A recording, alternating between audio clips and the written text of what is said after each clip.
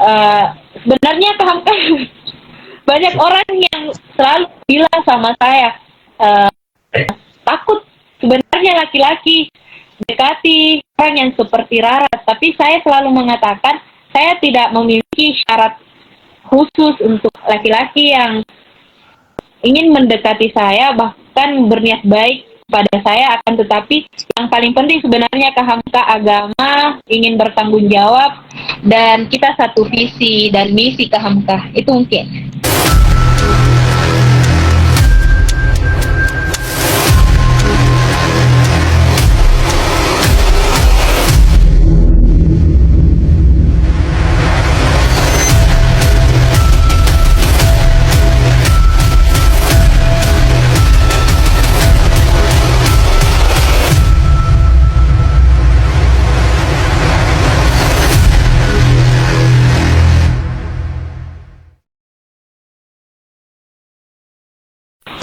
Baik, menarik sekali pesan-pesannya dari Kak Rara. Terus saya menemukan tadi maksud dari pertanyaanku adalah Kak Rara kan sudah menulis novel nih, ya kan, judulnya Cinta dan Cita-Cita, kata salah ya, yang Kak Rara tulis. Nah, bisa ceritakan itu Kak Rara tentang sekilas tentang buku Cinta dan Cita-Cita itu, novel itu? Baik Kak Hamka.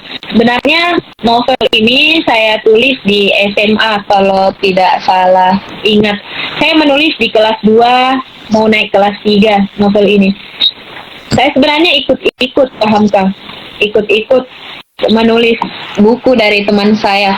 Dan inilah yang ingin saya katakan, ketika kita bergaul dengan penjual parfum, maka kita akan kebagian wanginya. Ketika kita berteman dengan seorang penulis, maka kita juga akan suka dan tahu menulis. Jadi pertemanan ini sangat mempengaruhi. Jadi saran saya untuk teman-teman yang mau menulis, bertemanlah dengan orang-orang yang suka menulis. Dan itulah hal yang mendasar kenapa saya bisa menulis buku itu. Dan isi dari buku itu Kak Hamka, sebenarnya itu kisah nyata dari kisah SMA saya, true story. Saya beberapa kali pas SMA Kak Hamka, saya beberapa kali diajak menikah sama orang-orang yang boleh dikata sudah bertanggung jawab. Kuliah semester 1 saya diajak menikah lagi, boleh dikata orang-orang yang bertanggung jawab lah, memiliki ekonomi yang sudah bagus dan memadai. Tapi saya selalu menolak Kak Hamka. Bukan hal ini menolak karena apa? Saya menolak karena saya mengatakan pendidikan sebenarnya lebih penting dibandingkan menikah. Meskipun menikah juga penting sebenarnya. Sampai hari ini saya selalu menerapkan hal demikian. Bahkan kemarin pas selesai S1, saya juga diajak menikah oleh seseorang, akan tetapi saya bukan menolak, maksud saya menyampaikan dengan hal dan cara yang baik bahwa memang penting menikah, akan tetapi kita sebagai seorang perempuan, calon madrasah pertama, mementingkan yang namanya pendidikan. Jadi novel itu sebenarnya Kak Hamka, cita-cita atau cinta, yang isinya tentang memilih apakah si Rara ini memilih cita-cita atau cinta, dan akhirnya di dalam novel itu memilih cita-cita, yakni pendidikan. Di dalamnya itu menceritakan juga bagaimana menjadi seorang siswa yang mampu mengimbangi kegiatan kewajiban di sekolah, di rumah, dan mengimbangi masa-masa remaja kita. Karena kita tahu sendiri Kak Hamka, masa remaja adalah masa yang sangat menantang bagi seorang remaja. Ketika remaja ini mampu memanfaatkan dengan aktivitas produktif, maka dia akan mampu survive dan keluar dari zona nyaman tersebut. Akan tetapi ketika kita ikut-ikutan, misalnya ikut-ikutan dalam hal negatif, maka kita akan cenderung kepada hal-hal negatif. Intinya isi dari novel itu Kak Hamka mengerucut bahwa si pemeran utamanya ini memilih pendidikan dibandingkan cinta, memilih cita-cita dibandingkan cinta. Selain kewajibannya sebagai seorang siswa yang harus melaksanakan kewajibannya di rumah, sebagai sosok pelajar yang berjuang di bidang pendidikan.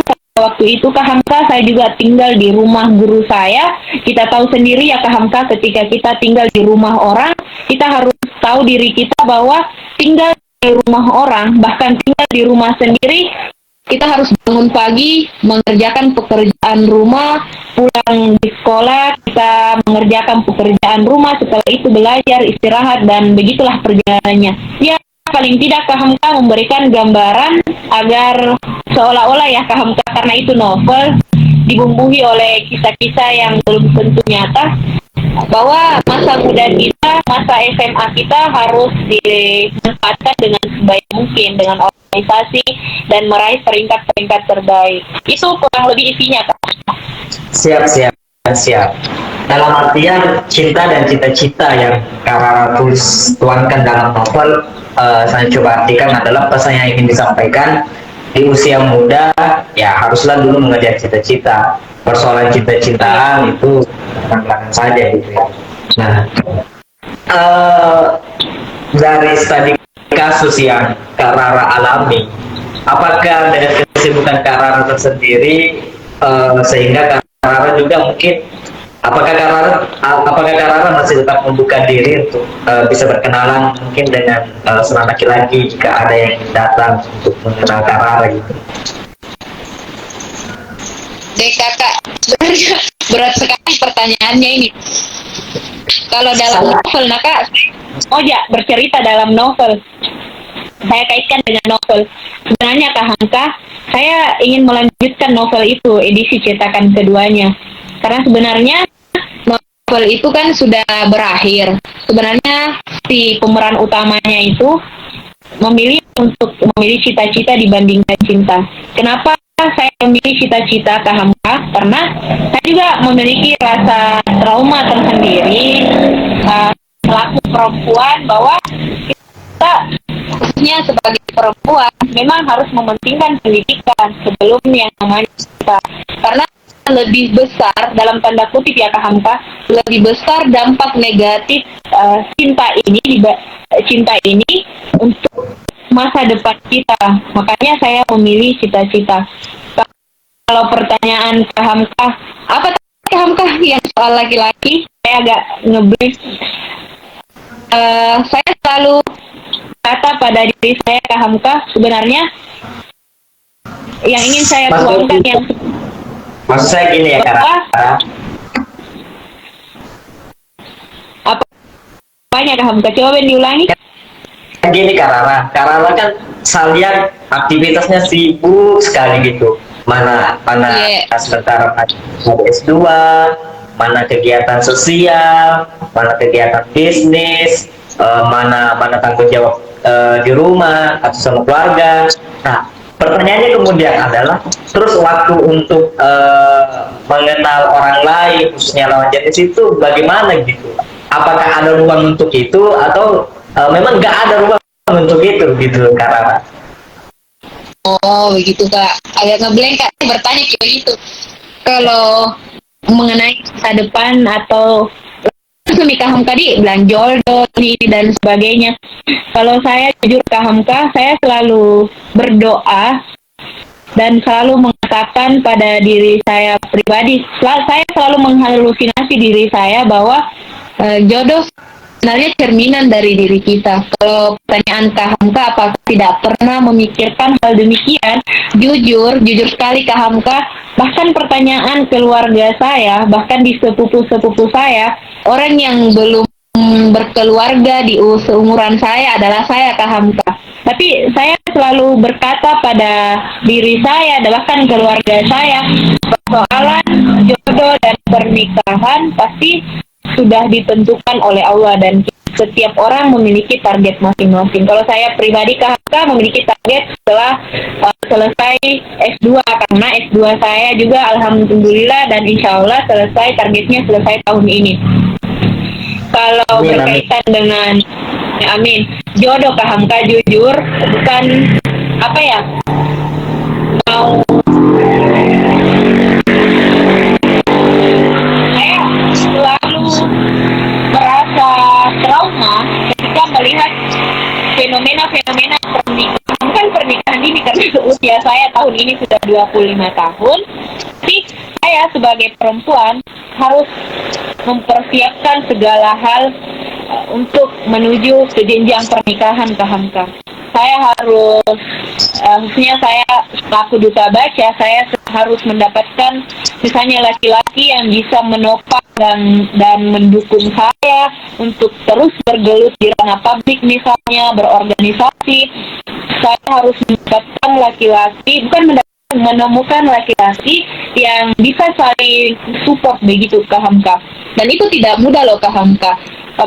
Mayoritas laki-laki, 90% laki-laki sudah menikah ya, mengurus keluarga, anak di rumah, kerja kita di rumah.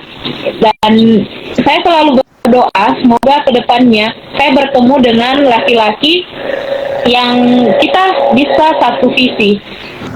Kita sama-sama berjuang di literasi, kita sama-sama berjuang di dunia sosial.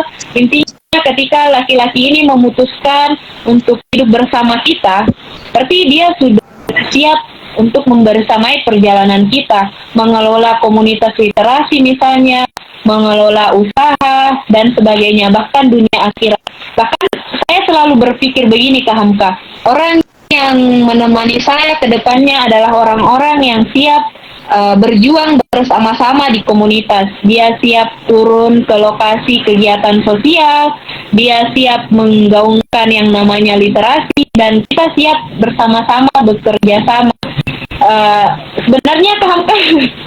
Banyak orang yang selalu bilang sama saya, takut sebenarnya laki-laki dekati orang yang seperti Rara, tapi saya selalu mengatakan saya tidak memiliki syarat khusus untuk laki-laki yang ingin mendekati saya, bahkan berniat baik pada saya. Akan tetapi yang paling penting sebenarnya Kak Hamka, agama, ingin bertanggung jawab, dan kita satu visi dan misi, Kak Hamka. Itu mungkin. Artinya visi misinya adalah dia memiliki jiwa yang dia peduli terhadap literasi dan bisa menjadi sebuah sistem terhadap karir yang saat ini yang ingin kita geluti atau cita-cita yang ingin kita dapat. Good. Pesan yang ingin disampaikan kepada generasi muda atau kepada para netizen yang mungkin nantinya melihat video ini, pesan yang ingin disampaikan apa, dan sekaligus menjadi statement akan ada orasi kita pada malam ini. Pesan ya, Kak? Ya. Pesan sebelum meninggal. Terima kasih, Kak. Soalnya jaringannya kurang memadai di kampung. Apalagi ada angin kencang. Lumayan kencang. Saya hanya ingin berpesan, dan saya selalu merasakan itu, Kak Hamka. Ada salah satu fenomena FOMO. FOMO ini diartikan bahwa kita selalu iri dengan keberhasilan orang lain.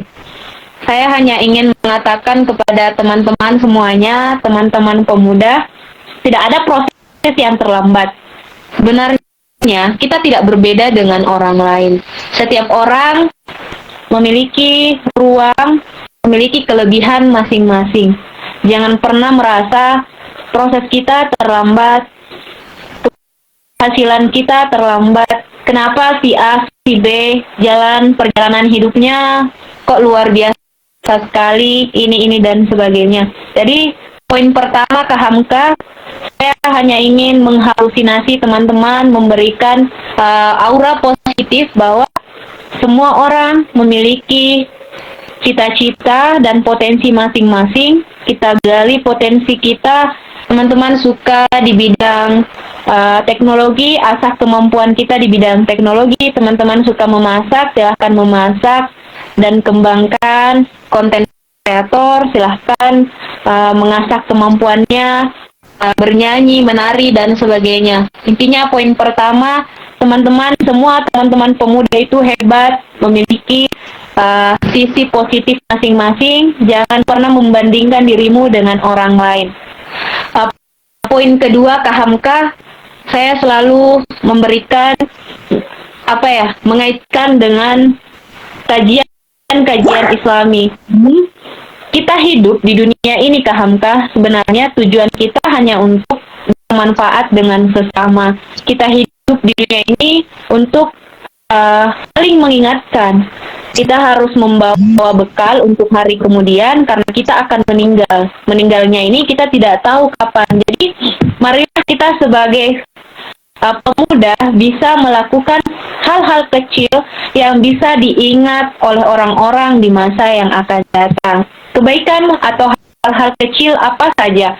Misalnya kita memiliki pengetahuan, mengajar mengaji, kita berikan pengetahuan itu untuk adik-adik yang ada di sekitar kita, orang-orang yang ada di dekat rumah kita, orang-orang yang tidak memiliki pengetahuan seperti kita, memberitahukan kepada orang tua pentingnya literasi misalnya, pentingnya pendidikan. Misalnya mulailah dari hal-hal kecil, apalagi ketika sudah memiliki semacam organisasi seperti info ini, seperti kegiatan-kegiatan KHMK misalnya, yang menurut saya sangat luar biasa. Mulailah dari hal-hal kecil, khususnya teman-teman pemuda, karena dari hal-hal kecil inilah KHMK kita bisa menuju hal-hal besar. Selanjutnya yang ketiga mungkin tetap laksanakan kewajiban kita sebagai seorang muslim. Kenapa saya selalu menekankan ini, KHMK? Kita memang dalam bergerak, berorganisasi, kita harus saling mengingatkan satu sama lain. Dalam sebuah forum atau kajian, apalagi kajian muslimah, saya selalu menekankan kepada teman-teman muslimah, kita wajib saling mengingatkan dalam hal kebaikan, karena kita hidup di dunia ini hanya sementara. Dalam berliterasi, seperti poin yang ingin saya katakan tadi, waktu sholat kita sholat, istirahat kita istirahat, kita jaga stamina kita, karena di luar sana banyak orang yang membutuhkan kita. Jadi kesimpulannya sebenarnya KHMK, berliterasi itu tidak kaku. Kita berliterasi itu sebenarnya survive, terbuka. Sekarang sudah ada yang namanya literasi inklusi, ada literasi sosial, literasi digital, sains, numerik, dan sebagainya. Jadi sebenarnya KHMK, literasi itu sangat asyik. Kita mau pilih literasi apa, literasi pertanian, ini, dan sebagainya. Jadi berliterasi itu indah, apalagi dalam Al-Quran sendiri kita dianjurkan untuk membaca, dan membaca. Itu mungkin dari saya, KHMK. Baik, terima kasih Kak Rara sudah bergabung bersama kami dan memenuhi undangan kami untuk ngobrol seputar aktivitas Kak Rara dan dari pandangannya terkait masalah literasi. Kami mengucapkan manajemen dari Info.com mengucapkan banyak terima kasih Kak Rara atas kesediaannya.